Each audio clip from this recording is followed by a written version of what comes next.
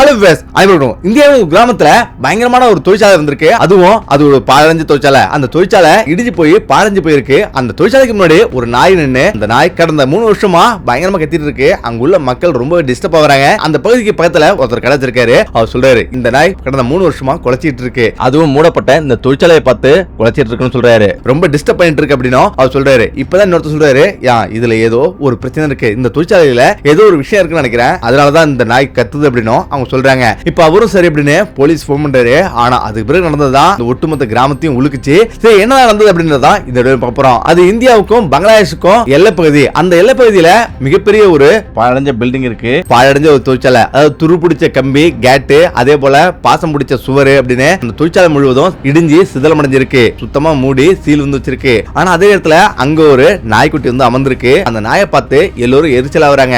ஏன்னா காலைல எந்திரிச்சா அந்த நாய் அந்த தொழிற்சாலையை பார்த்து குறைச்சிக்கிட்டே இருக்கு.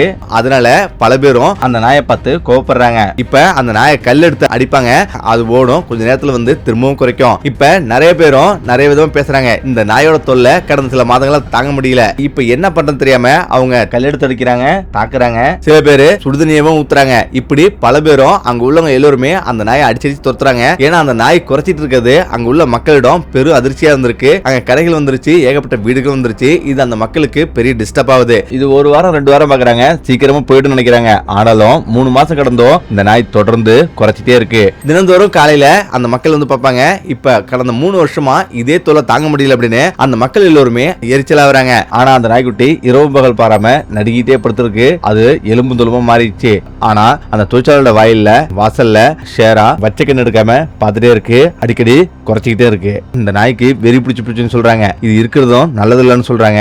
ஆனா உண்மையிலேயே அவர் விசுவாசமானவர், தன் எஜமானுக்காக காத்திருக்கிறான். கடந்த 3 வருஷத்துக்கு முன்னாடி இந்த தொழிற்சாலை இதே இடத்துல நல்லபடியா இயங்கிட்டு இருந்தது. ஆயிரக்கணக்கான பேர் வேலை செஞ்சிட்டு இருக்காங்க. இப்பதான் அந்த தொழிற்சாலையில ஒரு இளைஞன் வேலை செய்யறான். அவன் பேரு ரமேஷ். ரமேஷ் தமிழ்நாட்டை சேர்ந்தவன். அவன் இந்தியாவோட கொல்கத்தா நகருக்கு போயிட்டு அங்க வேலை செஞ்சிட்டு இருக்கான். அந்த தொழிற்சாலையில தினந்தோறும் லட்சக்கணக்கான துணி தயாரிக்கப்பட்டு அங்கிருந்து லோடா ஏற்றி பல மாநிலங்களுக்கு போகுது. அந்த தொழிற்சாலைகள்ல எப்போதும் மிஷின் சத்தம் கேட்டுட்டே இருந்திருக்கும். அதுல வேலை செய்யறவன் தான் ரமேஷ். தினந்தோறும் காலைல எந்திரிப்பான், வேலைக்கு போவான், வீட்டுக்கு வருவான். அவன் கூடயே ஷேரோன்ற ஒரு நாய் இருக்கும். அந்த நாய் எப்பொழுதுமே அவன் பின்னாடியே வரும். அவன் காலைல எந்திரிச்சு கிளம்பினா அந்த நாயும் பின்னாடியே திறந்து வரும். அவன் அந்த நாயை நீ இங்கே இருந்து சொல்லிட்டு அவன் தொழிற்சாலைக்கு போய் வேலை செஞ்சுட்டு வெளில வருவான். அவன் வெளில வரலையும் அந்த நாய்க்குட்டியும் அப்படியே வந்து அமர்ந்திருக்கும். வேலை முடிஞ்சு அவன் தொழிற்சாலையை விட்டு வெளியே வரும்போது ஷேரோவும் அவனுக்காக காத்திருக்கான். இப்பதான் ஷேரோவை வாகனம் போலாம் அப்படின்னு அவனும் வந்து அழைச்சிட்டு போவான். இப்ப அவங்க 2 ரொட்டி வாங்கி நாய்க்குட்டி போட்டு வீட்டுக்கு அழைச்சிட்டு போவான். இப்படி தினந்தோறும் அவனுடைய வாழ்க்கை வந்து போயிட்டு இருக்கு. இப்பதான் ஒரு நாள் அந்த தொழிற்சாலையோட ஓனர், அதாவது முதலாளிக்கு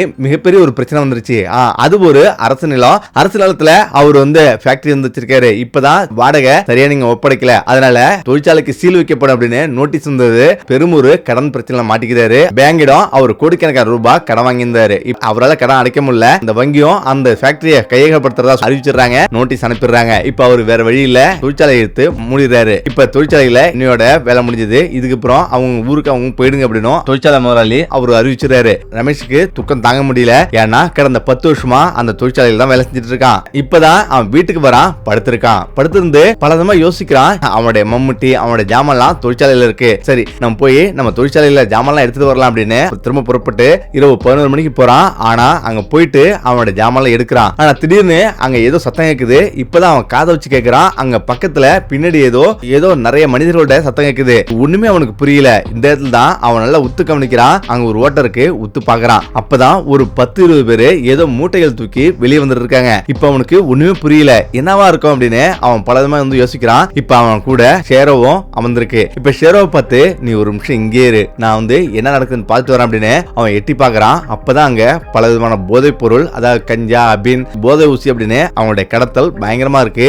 அதை பார்த்து அருந்து போறான். ஒண்ணுமே புரியல. இப்பதான் ஷேரோவிடம், சத்தம் போடாத, இப்ப நான் போலீஸ் உடனே நான் கூட்டு வரேன், இங்கே நீ அமர்ந்துரு அப்படின்னு சொல்லிட்டு அவன் வந்து போறான். கொஞ்ச தூரம் நடக்கிறான். திடீர்னு அங்க யாரோ பின்னாடி வந்து வராங்க. அவனை பிடிச்சிடுறாங்க. இந்த இடத்துல அவன் எவ்வளவு முயற்சி பண்றான் தப்பிக்கிறதுக்கு. ஆனாலும் அவங்க வந்து இழுத்துட்டு போறாங்க. மறுநாளாவது இப்ப அந்த நாய்க்குட்டி ஷேரோ அங்கே வந்து உட்கார்ந்து இருக்கு. ஆனாலும் அவனுடைய முதலாளி ரமேஷ் வருவான் அப்படின்னு அது காத்துட்டு இருக்கு. ஆனாலும் அவன் வரல. 1 மணி நேரம் ஆகுது, 2 மணி நேரம் ஆகுது. இப்ப அன்னைக்கு நாள் முழுவதும் அங்கேயே அந்த நாய்க்குட்டி வந்து அமர்ந்திருக்கு. ஆனாலும் ரமேஷ் வரல.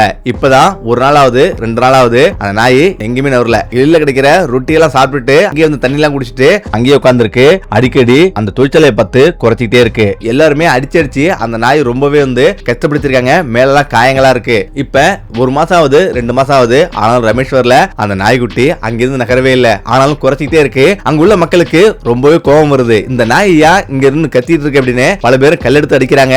பல பேரும் துரத்தி விடுறாங்க. ஆனாலும் அந்த நாய் எங்கேயுமே போற மாதிரி இல்ல. இப்ப நிறைய மக்கள் கூட்டமா கூட்டிட்டு இந்த நாய் கடந்த 1 வருஷமாவே இப்படிதான் கத்திட்டு இருக்குன்னு அவங்க சொல்றாங்க. அதனால கொடூரமா அடிக்க ஆரம்பிக்கிறாங்க. பல விதமான துன்புறுத்தலுக்கு ஆளாக்குறாங்க. 3 வருஷம் கடந்துச்சு. 3 வருஷமும் அந்த நாய்க்குட்டி அங்கே நின்று பயங்கரமா கத்திட்டு இருக்கு. இத பார்த்து அவங்க உள்ளவங்க எரிச்சலா வராங்க. மக்கள் போலீஸ் ஸ்டேஷன்ல கம்ப்ளைண்ட் தராங்க.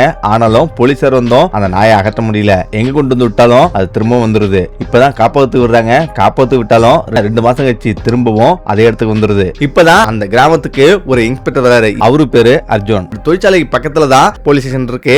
இன்ஸ்பெக்டர் அர்ஜுன் அந்த தொழிற்சாலைக்கு பக்கத்துல வீடு எடுத்து தங்கியிருக்காரு. இப்ப தினந்தோறும் அந்த வழியா தான் இன்ஸ்பெக்டர் அர்ஜுன் ஸ்டேஷன் போவாரு. இப்ப ஸ்டேஷன் போயிட்டு இருக்கும் போது திடீர்னு அங்க வந்து கூட்டமா இருக்குது. அந்த நாயை சுத்தி எல்லாரும் நின்று இருக்காங்க. இப்பதான் என்ன வரணும்னு கேக்குறாரு. இப்ப இந்த நாய் கடந்த சில வருஷமாவே இங்கே நின்று குலைச்சிட்டு இருக்கு அப்படின்னு அவங்க சொல்றாங்க. அப்பதான் சில பேர் சொல்றாங்க இந்த நாய் கூட ரமேஷ் என்ற ஒருத்தர் வந்து வந்திருப்பாரு. ஆனா தொழிற்சாலையில இருந்து திடீர்னு அவர் காணாம போயிட்டாரு. அதுல இருந்து இந்த நாய்க்குட்டி இங்கேயே வந்து இருக்குது அப்படின்னு அவங்க வந்து சொல்றாங்க. இப்ப இதை கேட்டு அர்ஜுன் ஒரு நிமிஷம் ஆச்சரியப்படுறாரு. இப்ப போலீஸ் ஸ்டேஷன் போறாரு. ரமேஷோட ஃபைல் வந்து எடுக்கிறாரு. ரமேஷோட மனைவியும் அவருடைய குடும்பமும் ரமேஷ் காணா போயிட்டாரு அப்படின்னு 3 வருஷத்துக்கு முன்னாடி கம்ப்ளைண்ட் வந்திருக்காங்க. ஆனாலும் தேடி பார்த்துட்டு போலீசார் வந்து விட்டுட்டாங்க. போலீசார் கிடப்புல போட்டிருக்காங்க. இப்ப ஃபைல மூடிட்டு யோசிச்சு பாக்குறாரு. இப்ப அர்ஜுன் சரி சாதாரணமா இருக்கும் அப்படின்னு நினைச்சிட்டு அவர் வந்து போயிறாரு. அவருடைய பணியை தினந்தோறும் வந்து பாத்துட்டு இருக்காரு. இப்பதான் தினந்தோறும் அந்த வழியா போயிட்டு இருக்கும் போது ஷேரோவை கவனிக்கிறாரு. ஷேரோ உட்காந்துட்டு அங்க இருந்து குலைச்சிட்டு இருக்கோம்.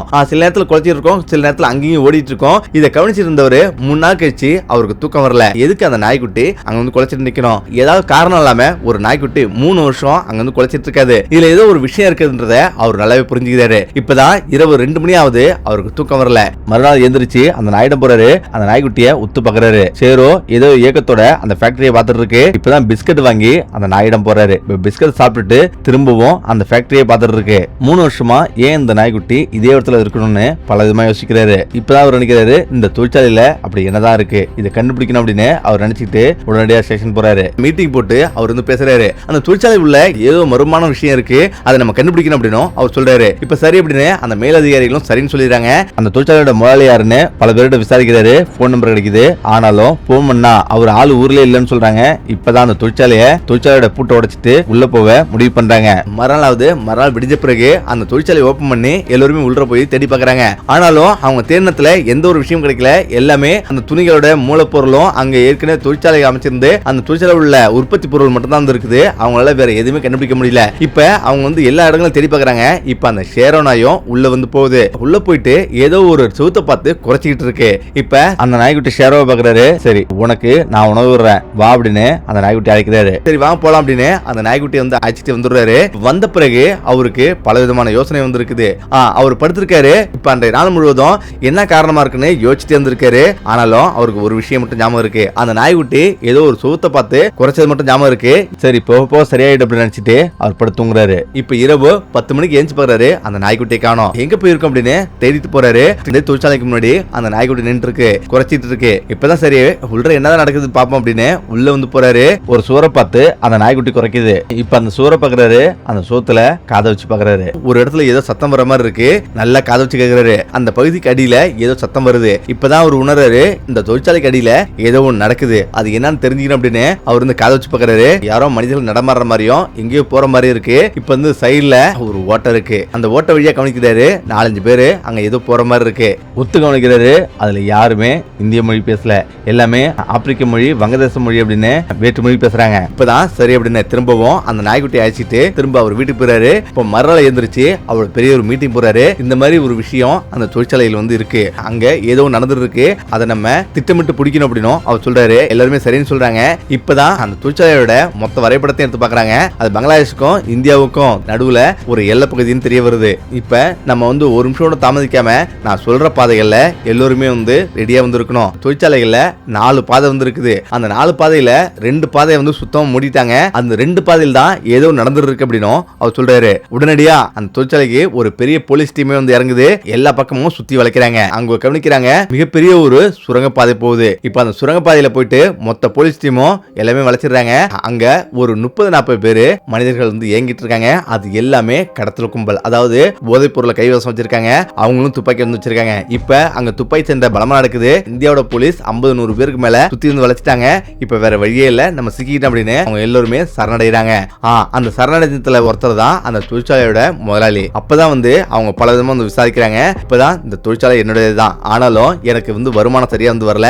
அதை விட 100 மடங்கு இந்த போதைப் பொருள் கடத்தல எனக்கு வருமானம் வந்து வந்தது. இந்த இடத்துல தான் இது சரியான வாய்ப்புன்னு நினைச்சேன். அப்பதான் இந்த பங்களாதேஷ் இந்தியா இந்த எல்லைப்பகுதியில வேறு நாட்டோட போதைப் பொருள் எந்த ஒரு பிரச்சனையும் இல்லாம இந்தியாவில் கடத்த முடிஞ்சது. மிகப்பெரிய ஒரு சுரங்கம் வந்து அமைச்சோம். அந்த சுரங்கத்தடியில போதைப் பொருள்லாம் பதுக்கி வச்சோம். பங்களாதேஷ்ல இருந்து இந்தியாவுக்கு போதைப் பொருள் பெரும்பாலும் கடத்திட்டு வந்து இப்ப இந்தியா முழுவதும் விநியோகம் பண்றன்ற விஷயத்த எல்லாமே சொல்றான். இதை கேட்டு அந்த போலீசார்கள் எல்லாருமே அதிர்ந்து போறாங்க. 50,000 கோடி போதைப் பொருள் கைப்பற்றப்படுது.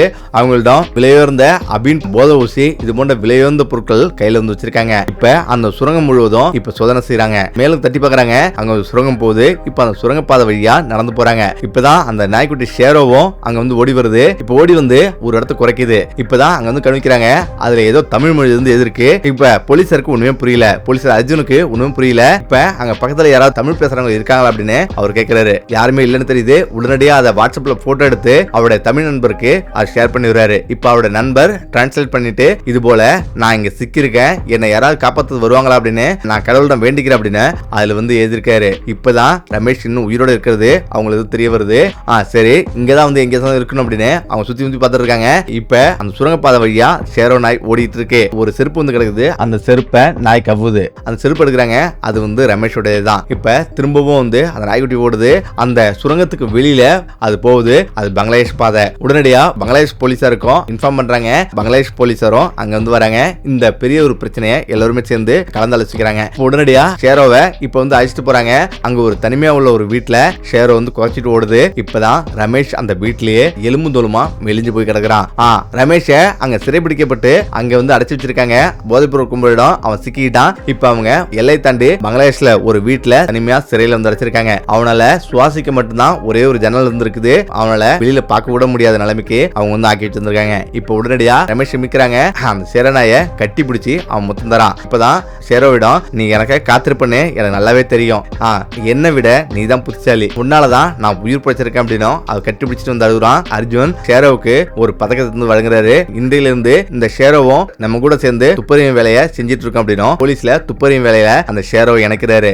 இப்படி மிகப்பெரிய ஒரு கும்பலை பிடிச்சி போலீஸிடம் ஒப்படைச்சிருக்கு அந்த ஷேரோ. இப்படி ஒரு கதை பங்களாதேஷ் இந்தியா எல்லையில் நடந்திருக்கு. ஓகே, இந்த வீடியோ மீண்டும் அடுத்த சந்திப்போம். நன்றி, வணக்கம்.